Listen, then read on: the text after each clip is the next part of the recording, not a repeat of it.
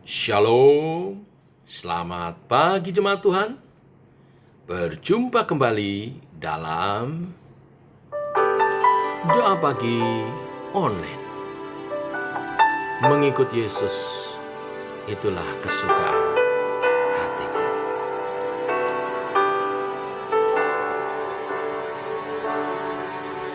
Semua karena anugerah-Mu hari ini ada, bukan karena kuatku, namun karena Roh-Mu. Ku bawa hatiku, penyembahanku, ku semakin berkurang, Yesus makin bertambah.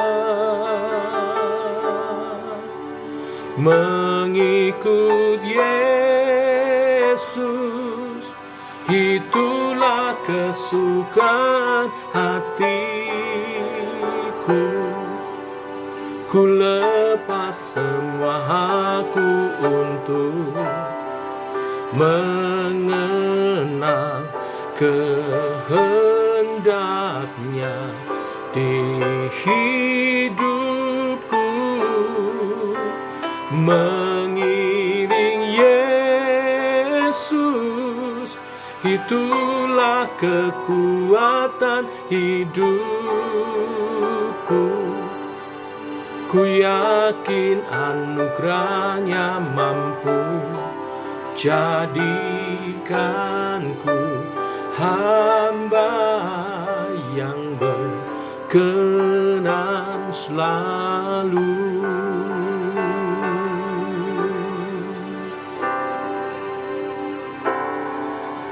Semua karena anugerah-Mu hari ini ada, bukan karena kuatku, namun karena Roh-Mu. Ku bawa hatiku, penyembahanku, ku semakin berkurang, Yesus makin bertambah. Mengikut Yesus, itulah kesukaan hatiku.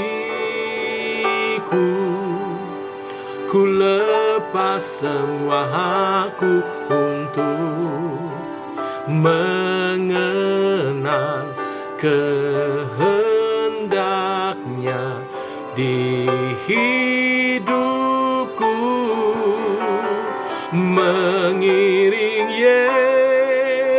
Yesus, itulah kekuatan hidupku. Ku yakin anugerah-Nya mampu jadikanku hamba yang berkenan selalu. Mengikut Yesus, itulah kesukaan hatiku. Ku lepas semua aku untuk mengenal kehendak-Nya di hidupku.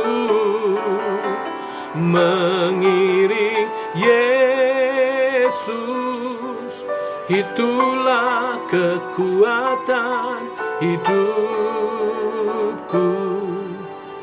Ku yakin anugerah-Nya mampu jadikanku hamba yang berkenan selalu. Anugerah-Mu jadikanku hamba yang berkenan selalu.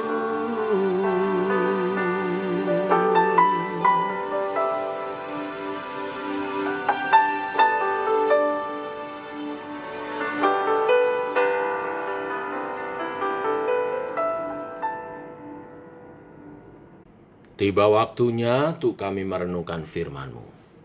Firman-Mu adalah suluh dan terang bagi jalan kami. Berfirman Tuhan, kami siap mendengar. Dalam nama Tuhan Yesus Kristus. Amin. Bapak Ibu, kita lanjutkan renungan firman pada pagi hari ini. 2 Tawari pasal 11 ayat 5 sampai pasal 12 ayat 16. Demikian firman Tuhan. Rehabeam diam di Yerusalem dan memperkuat kota-kota kubu di Yehuda. Ia memperkuat Betlehem, Etam, Tekoa, Betsur, Soko, Adulam, Gad, Mares, Sif, Adoraim, Lakis, Aseka, Sora, Ayalon, dan Hebron, yang terletak di Yehuda dan di Benyamin sebagai kota-kota berkubu. Ia memperkokoh kota-kota kubu itu dan menempatkan di situ kepala-kepala pasukan dengan persediaan makanan, minyak, dan anggur. Perisai dan tombak pun disediakan di setiap kota. Ia membuat kota-kota itu amat kokoh. Demikianlah Yehuda dan Benyamin menjadi daerah kekuasaannya. Para imam dan orang Lewi di seluruh Israel datang menggabungkan diri dengan dia dari daerah-daerah kediaman mereka. Sebab orang Lewi meninggalkan tanah penggembalaan dan milik mereka, lalu pergi ke Yehuda dan di Yerusalem.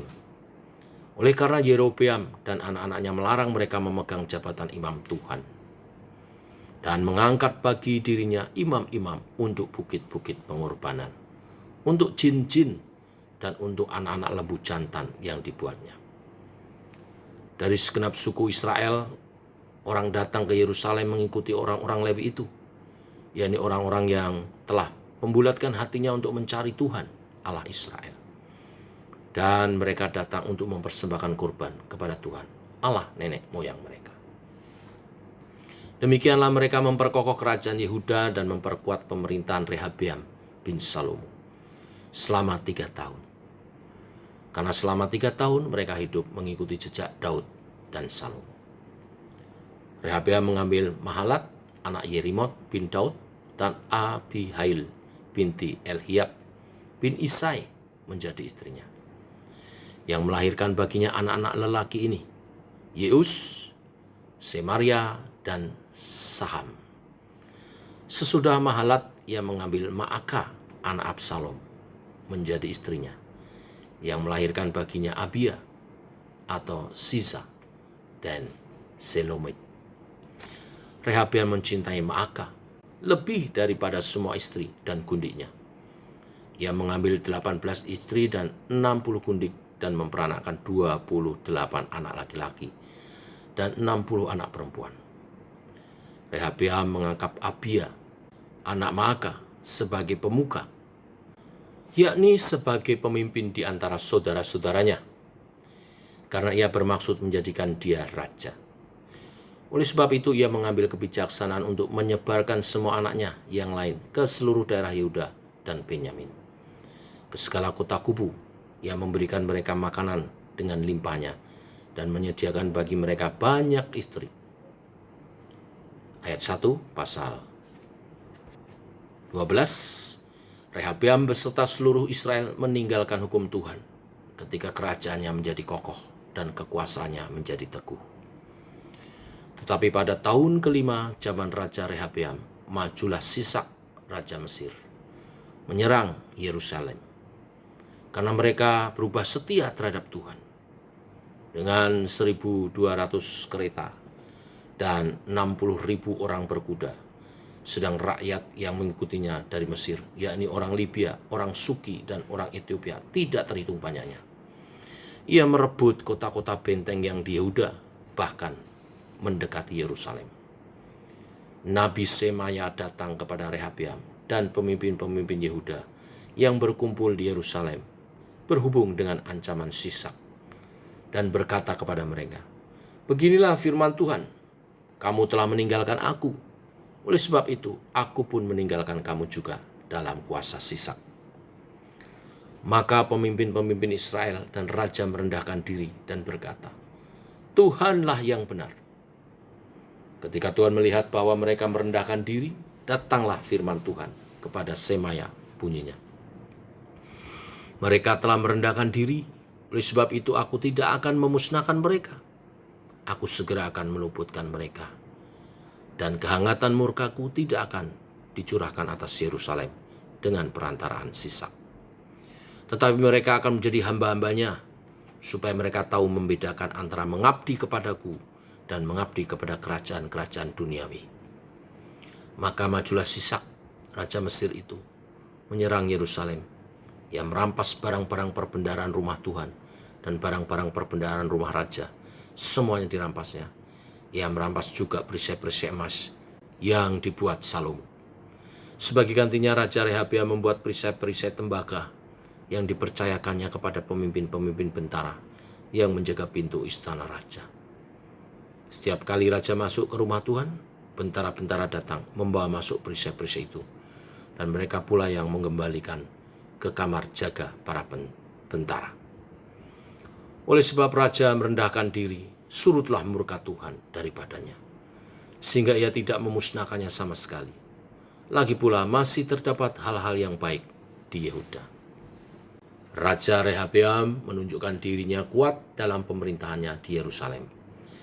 Rehabeam berumur 41 tahun pada waktu ia menjadi raja, dan 17 tahun lamanya ia memerintah di Yerusalem, kota yang dipilih Tuhan dari antara segala suku Israel untuk membuat namanya tinggal di sana.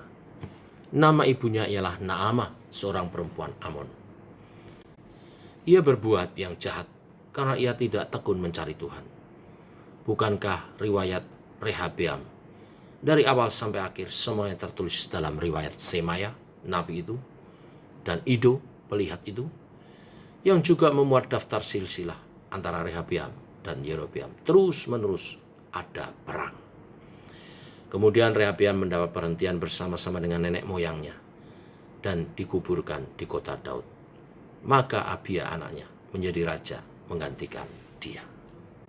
Bapak Ibu, dari perikop yang kita baca, dikisahkan 3 tahun pemerintahan kerajaan Yehuda bersama Rehabeam berjalan dengan sangat baik. Dicatat di ayat 17, itu semua karena 3 tahun itu mereka hidup mengikuti jejak Daud dan Salomo, di mana didukung oleh para imam. Rehabeam hidup dalam ketaatan kepada Tuhan. Masa 3 tahun itu, Rehabeam dapat memperkokoh kerajaan Yehuda, membangun kota-kota berkubu, menempatkan kepala-kepala pasukan dengan segala persediaan senjata dan makanan. Tetapi sayang, setelah 3 tahun berjalan, semuanya berjalan dengan baik. Ketika kerajaan dan kekuasaan Rehabeam teguh, berangsur-angsur Rehabeam dan seluruh rakyat Israel meninggalkan Tuhan. Dikatakan karena mereka meninggalkan Tuhan, Tuhan pun meninggalkan mereka. Maka pada tahun kelima, Tuhan mengizinkan Raja Sisak dari Mesir menyerang Yehuda dengan pasukannya yang begitu besar. Di saat terancam, Nabi Semaya mengingatkan raja dan para pemimpin Yehuda. Lalu mereka merendahkan diri di hadapan Tuhan. Oleh karena mereka telah merendahkan diri, maka Tuhan melindungi Yehuda dari pemusnahan oleh Sisak.